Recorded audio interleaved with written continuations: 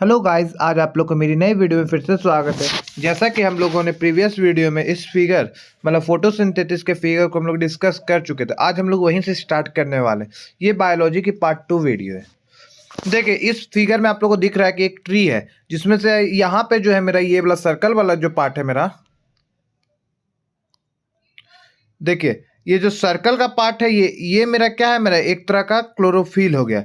ये क्लोरोफिल हो गया, इसी के अंदर मेरा क्लोरोप्लास्ट होता है। याद रखिए, क्लोरोफिल के अंदर ही मेरा क्या होता है, क्लोरोप्लास्ट होता है। उसी में मेरा जो होता है भोजन बनता है। तो ये सनलाइट जो होता है सन से लेता है, कार्बन डाइऑक्साइड जो हम लोग का एयर से ले लिया, और वाटर जो है ये रूट से ले लिया। इन सभी को मिला के क्या करता है, क्लोरोप्लास्ट में ये C6H12O6 का निर्माण करता है और ऑक्सीजन का निर्माण करता है। इसी पूरी प्रक्रिया को हम लोग क्या बोलते हैं, फोटोसिंथेसिस बोलते हैं। देखिए, इसी का इक्वेशन यहाँ पे दिया हुआ है। क्या यहाँ पे इक्वेशन क्या है, CO2 और H2O जो होता है मेरा भाग लेता है इस रिएक्शन में, जिस क्लोरोफिल और सनलाइट के प्रेजेंस में, तो मेरा ग्लूकोज और ऑक्सीजन का निर्माण होता है।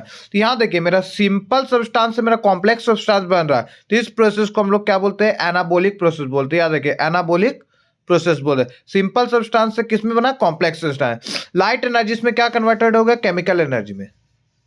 लाइट एनर्जी मेरा केमिकल एनर्जी में कन्वर्ट हो। एक नोट करने वाला पॉइंट क्या है, क्या रिस्पायरेशन जो होता है मेरा फोटोसिंथेसिस का जस्ट अपोजिट। इसमें देखिए मैं एनाबॉलिक हो रहा है, मतलब दो सब्सटेंस मेरा जुट रहा है।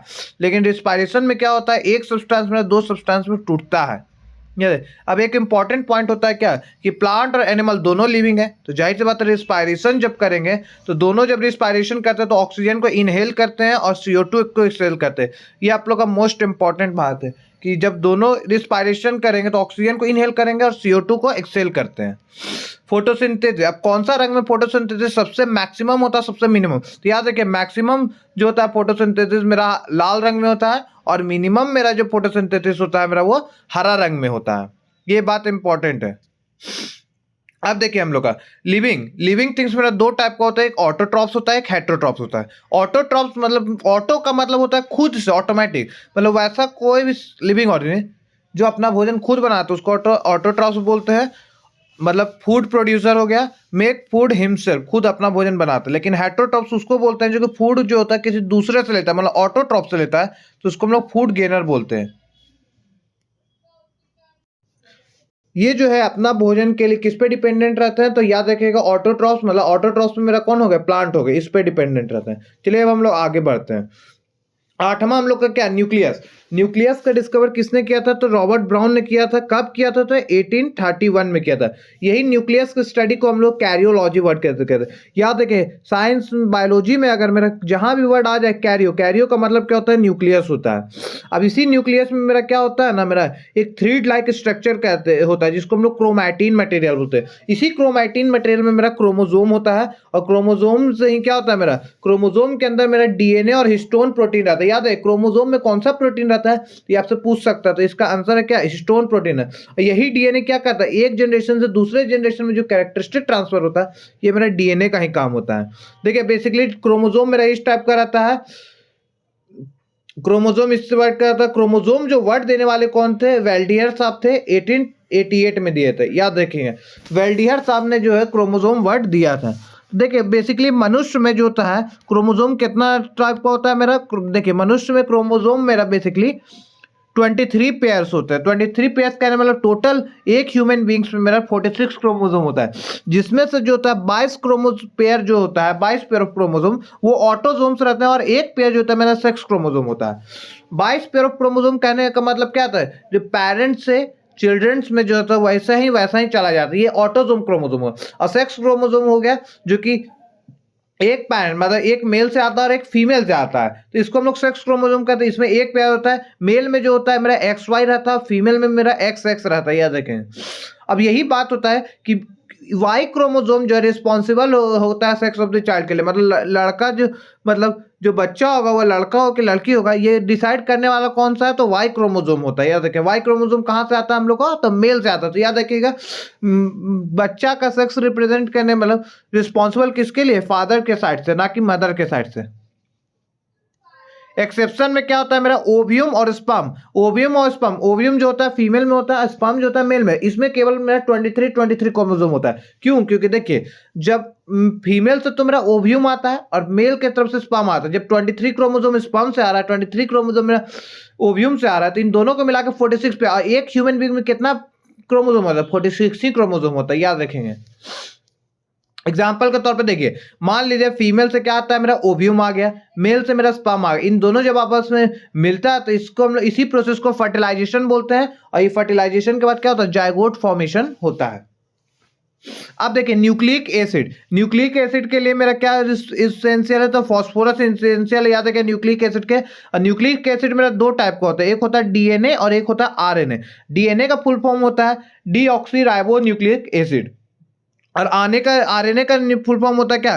Ribo nucleic acid. Ribo nucleic acid में क्या होता है मेरा? एड्स वायरस, जो एड्स का वायरस होता है जिसको हम लोग एचआईवी वायरस बोलते हैं, वो भी मेरा क्या होता है? रेट्रो वायरस ही होता है, याद रखिए। रेट्रो वायरस मतलब आरएनए का। यहाँ पे डीएक्सी, इसी डीएनए में ही मेरा जेनेटिक मटेरियल। अब देखिए हम लोग डीएनए के बारे में अच्छा से जानते हैं क्या होता है डीएनए। डीएनए का फुल फॉर्म क्या होता है? Deoxy ribo nucleic acid. ये क्या है मेरा? मॉलिक्यूल है किसका? न्यूक्लियोटाइड का। इसमें क्या क्या रहता है? तो डीऑक्सी राइबो शुगर रहता है, नाइट्रोजीनियस बेस रहता है जो कि 4 रहता है, और एक फॉस्फेट रहता है। कार्बोहाइड्रेट अगर आपसे पूछ ले कि इसमें कार्बोहाइड्रेट का नाम क्या है, तो डीऑक्सी राइबोज है। याद रखिए कार्बोहाइड्रेट अगर पहचानना हो तो जिसके भी अंत में OSC है सारा वो कार्बोहाइड्रेट में होगा, और जिसके अंत में ASC होता है वो एंजाइम्स में चले जाते हैं। और न्यूक्लियोसाइड्स कौन से हो गए? तो शुगर प्लस नाइट्रोजिनस बेस, ये दोनों न्यूक्लियोसाइड्स हो गए, याद रखेंगे। अब यहाँ पे देखिए याद करने का फॉर्मूला ट्रिक है, सॉफ्ट बराबर डीएनए। सॉफ्ट मतलब क्या? साथ से हो गया nucleoside plus phosphate, nucleoside plus phosphate को मिलकर क्या बनता है? न्यूक्लियोटाइड होता है। अब इसमें 4 नाइट्रोजिनस बेस होता है, तो 4 नाइट्रोजिनस बेस होता है, तो इसके बारे में हम लोग जानते हैं। देखिए चारों नाइट्रोजन, एक होता है मेरा प्यूराइन और एक होता है मेरा पायरिमिडाइन। प्यूराइन और पायरिमिडाइन, प्यूराइन में मेरा 2 होता है और पायरिमिडाइन में मेरा 2 होता है। तो प्यूराइन में क्या होता है? AGTC लाओ, तो A से हो गया एडिनाइन और G से हो गया ग्यूनाइन, और T से हो गया मेरा थाइमीन और C से हो गया साइटोसाइनिन। ये जो होता है AG परी की TC लाओ, ये आपका ट्रिक हो गया। चारों नाइट्रोजन, A से हो गया एडिनाइन, G से हो गया क्या मेरा? ग्यूनाइन, तो ये प्यूराइन में आ गया, और T से हो गया थाइमीन और C से हो गया साइटोसाइनिन। अब यहाँ पे एक हो गया नोट करने वाला बात क्या है? डीएनए का। देखिए इसको हम लोग जो ये फिगर बना हुआ इसको हम लोग हेलिक्स मॉडल बोलते हैं। हेलिक्स मॉडल को देने वाले कौन थे? वाटसन एंड क्रिक साहब दिए थे 1962 में। इसी के लिए इनको 1962 में क्या मिला? मेडिसिन में नोबेल पुरस्कार मिला है, याद रखेंगे। अब डीएनए में मेरा देखिए डीऑक्सी राइबो न्यूक्लिक एसिड और डीऑक्सी राइबोस क्या हो गया मेरा? कार्बोहाइड्रेट और नाइट्रोजिनस बेस क्या हो गया? ए जो है मेरा डबल बॉन्ड किसके साथ बनाता है? टी के साथ, और जी जो है डबल ट्रिपल बॉन्ड किसके साथ बनाता है? सी के साथ बनाता है। एनाइन जो है मेरा थाइमीन के साथ बनाता है, और गुयोनाइन मेरा साइटोकाइनिन के साथ बनाता है। या आरएनए का फुल फॉर्म होता है राइबोज न्यूक्लिक एसिड। तो एडिनाइन जो होता है मेरा यूरासिल के साथ डबल बॉन्ड होता है, यूनाइन जो है मेरा साइट्रोसाइनिन के साथ बनाता है। अब आता है जीन। जीन का मतलब क्या होता है? देखिए सबसे पहला स्टेप, जीन मेरा क्या होता है? एक डीएनए का ही पार्ट होता है, ये एक हेरिडेटरी यूनिट होता है। ये क्या होता है मेरा? स्पेशल कैरेक्टरिस्टिक जो बच्चों लोग में आता है ना, ये रिस्पॉन्सिबल कौन है? जीन ही रिस्पॉन्सिबल है। हेरिडेटरी यूनिट होता है, याद रखेंगे। और बच्चों में स्पेशल कैरेक्टरिस्टिक लाने का मेन काम जो है यही जीन का काम है।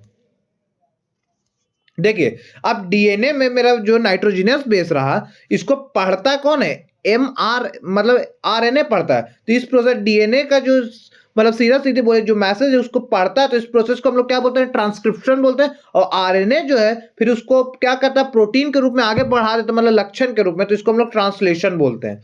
याद है डीएनए से आरएनए में जाएंगे तो हम लोग क्या बनेगा? ट्रांसक्रिप्शन होता है, और आरएनए से प्रोटीन में जाता है तो ट्रांसलेशन होता है। अब आता है आर्टिफिशियल जीन। सबसे पहला जो आर्टिफिशियल जीन्स बनाने वाले कौन थे? हरगोविंद खुराना थे। आर्टिफिशियल जीन सबसे पहला किसने बनाया था? हरगोविंद खुराना ने बनाया, इसीलिए इनको मेडिसिन में नोबेल पुरस्कार मिला 1968 में। अब आता है मेरा cell division. Basically cell division जो होता है मेरा 3 टाइप का होता है। एक होता है एमिटोसिस, एक होता है माइटोसिस, और एक होता है मियोसिस। एमिटोसिस जो होता है मेरा बैक्टीरिया, फंगस और वायरस में ही होता है। माइटोसिस जो होता है मेरा सोमैटिक सेल में होता है। मियोसिस मेरा जर्म सेल में होता है, याद रखेंगे। माइटोसिस मतलब क्या होता है? समसूत्री होता है, और मियोसिस मतलब होता है अर्धसूत्री। मतलब माइटोसिस में जो होता है मेरा ऑटो मतलब सोमैटिक सेल भाग लेता है, याद रखेंगे। लेकिन मियोसिस में मेरा जो जर्म सेल भाग लेता है। अब जर्म सेल कौन हो गया? ओवा और स्पर्म होता है।